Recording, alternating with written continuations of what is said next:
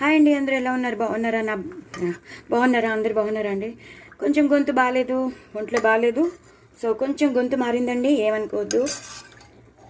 గొంతులో నొప్పిగా ఉంది, అందుకే చెప్తున్నాను.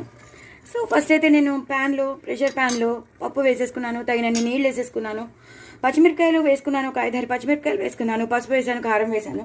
నేను చింత చిగురు పప్పు చేస్తున్నాను. సో చింత చిగురు పప్పుని నేను కొన్ని 3-4 పచ్చిమిరపకాయలు వేసేసి గ్రైండ్ చేసి పెట్టేసుకున్నాను. ఏకంగా వేయట్లేదు నేను, అంటే చింత చిగురుగా వేయకుండా నేను ఇలా గ్రైండ్ చేసి వేసేస్తున్నాను. అలా అయితే మనకి తినడానికి ఈజీగా ఉంటుంది. పిల్లలు కూడా ఇంకా ఏరుకోక్కర్లేదు, ఎలాంటి కాడలు వస్తాయని కూడా అనుకోక్కర్లేదు. ఇలా మనం పచ్చిమిరపకాయ వేసి గ్రైండ్ చేస్తే మాత్రం ఆ పులుపుకి ఆ కారం పట్టి చాలా బాగుంటుంది. సో ఇలా నేను మొత్తం అంతా కలిపేశాను. దీన్ని ఇప్పుడు నేను ఉడకడానికి వేసేస్తాను. 2 స్పూన్లు కారం కూడా వేసేసాను. మీకు మీ స్పైసీని బట్టి, మీ కారాన్ని బట్టి మీరు వేసుకోవచ్చు.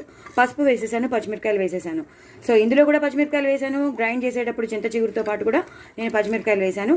ఇప్పుడు దీన్ని బాగా నేను ఉడకనిచ్చేస్తాను. ఉడికాక మీకు మళ్ళీ పోపు వేసేటప్పుడు చూపిస్తాను. నేను మీకు చూపించాను కదండి, ఉడకబెట్టేసుకున్నాను. పప్పు అంతా ఉడికిపోయింది, బాగా మరిగిపోతుంది. ఇప్పుడు రుచికి తగినంత ఉప్పు వేసేసుకుంటాను. ఈ మాత్రం ఉప్పు పడుతుందండి, ఎందుకంటే పులుపు ఉంటుంది కాబట్టి. ఈ మాత్రం పప్పు ఉంది కాబట్టి కంపల్సరీ అంత పులుపు పడుతుంది. సో అలాగే ఆవాలు మెంతుల పొడి కూడా కొంచెం వేసేసుకుంటాను టేస్ట్కి. ఆవాలు మెంతులు డ్రై రోస్ట్ చేసిన పొడి వేసేసుకున్నాను. ఇప్పుడు నేను పోపు పెట్టేస్తానండి. ఇంకా మరగక్కర్లేదు, బాగా మరిగిపోయింది. కొంచెం కొత్తిమీర, కొంచెం కరివేపాకు ఇవి వేసేసి మీరు కలిపేసుకోవాలి. లాస్ట్లో కొంచెం మళ్ళీ వేసేద్దాం. ఇప్పుడైతే పోపు వేసేస్తానండి. ఆవాలు, జీలకర్ర, ఎండుమిరపకాయలు, అలాగే ఇంగువ కొంచెం ఎక్కువ వేసుకోండి, అప్పుడే బాగుంటుంది. ఆ ఫ్లేవర్ అనేది వస్తే బాగుంటుంది. ఇంగువ వేసేసాను. అలాగే కారం. నేను ఎప్పుడు చెప్తాను, సాంబార్కి, చారులోకి, ఇలాంటి పప్పుల్లోకి నేను వేస్తానని. బాగా వేగిపోయింది, ఇంకా అసలు వేగిపోవాల్సిన అవసరం లేదు. ఆ కారం అంతా వేగిపోయింది. దీన్ని మెల్లిగా మనం ట్రాన్స్ఫర్ చేసేస్తాం.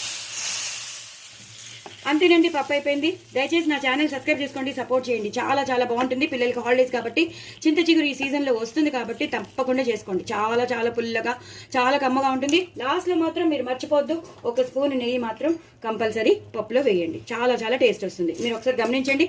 నా ఛానల్ మాత్రం సబ్స్క్రైబ్ చేసుకోండి, అసలు మర్చిపోదండి. బాయ్ అండి.